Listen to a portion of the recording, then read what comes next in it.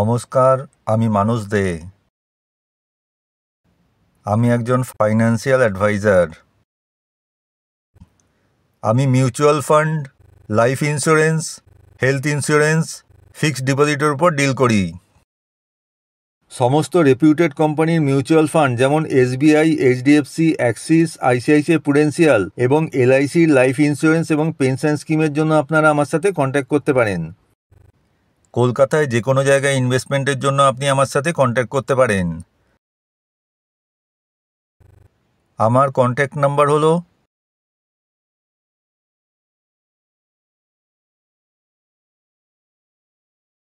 Mutual ফান্ডে invest করে income ট্যাক্সে ছাড় পাওয়া যায়।